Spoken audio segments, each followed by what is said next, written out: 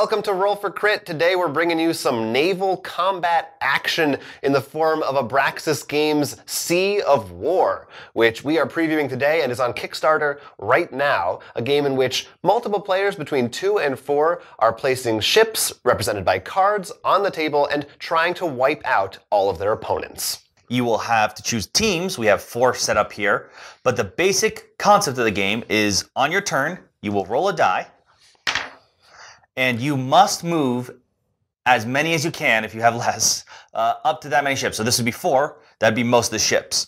So you choose a ship, and they have a speed. They have different stats on them. So, for example, this one's speed of 2. He can move up to 2 card lengths. So one at a time. I go 1, using the cards to measure. That's fun. 2. And you repeat this process until you satisfy the initial die roll. So we'll move them all around like this, just to show an example. Then you may attack. Now, this is probably a little bit smaller than what you'd suggest, but we want to make sure you can see it all on camera. You have 3 possible ranges: short, medium, and long. If they're within 1 card length of your range arc, your attack arcs from both sides, you can hit them in short range. If they're 2 card, medium, 3, long. The difference of that is the success. So you look at your ship, which has an attack of 5, for example, for this one, and you roll that many die. Now, if he's in short range, all but the 1 hit.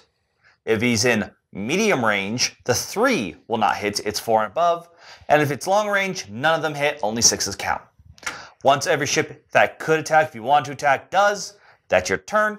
That's the basic rules. However, you may choose to play with a couple advanced rules as well. That's right. For example, each country can have its own advantages. The British have better attack values. The French have better speed values. There's also some more advanced rules according to ramming ships into each other, going off of the map, optional things such as, depending on certain die rolls, your ship may receive a black spot, which will cause it to be very unlucky in defense rolls later on, or may even be attacked by a kraken, which is never good. And you see each ship has a certain health value. Once you have taken all your damage, you flip it over and you're sunk. You can use, instead of moving, you can choose to repair your ship unless you only have 2 or fewer health points left. Then you can't repair. No Stalin. That's right.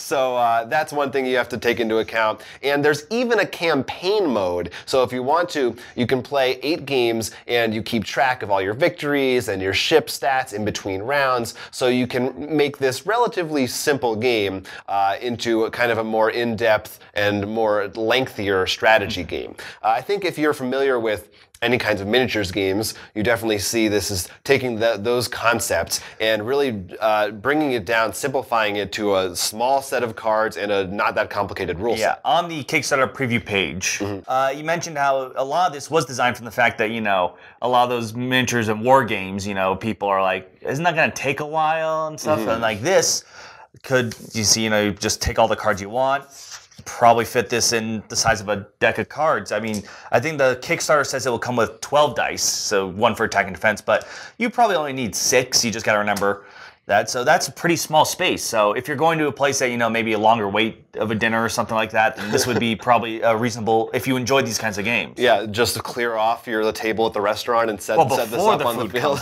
Yeah, no, those could be obstacles if you want to spice it up a little more. Yeah, it doesn't take very much to, I think, really give you this feeling coming across that your ships are moving like ships would in a simplified way. It does feel like ship movement. It doesn't feel like spaceship or any kind of other miniature combat that you're used to. The fact that you shoot your cannons from either side feels kind of unique. I think it does a lot with relatively little, which is definitely a point in its favor.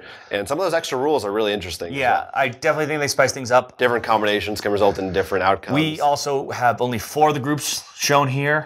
There are more to come. There's an expansion that's going to be available on the Kickstarter as well. That's right. So you can, if you pay a little extra, you will get some more countries that you can play with. So there's a lot going on. You can kind of go into this as maybe a good gateway game for people to get into these kinds of miniatures titles. And if you want to, you can take it a step further and make it more advanced. In essence, you got a little war in your pocket. You got a little war in your pocket. I couldn't have said it better myself. Sea of War is the name of the game. It's up there on Kickstarter today as you're watching this video.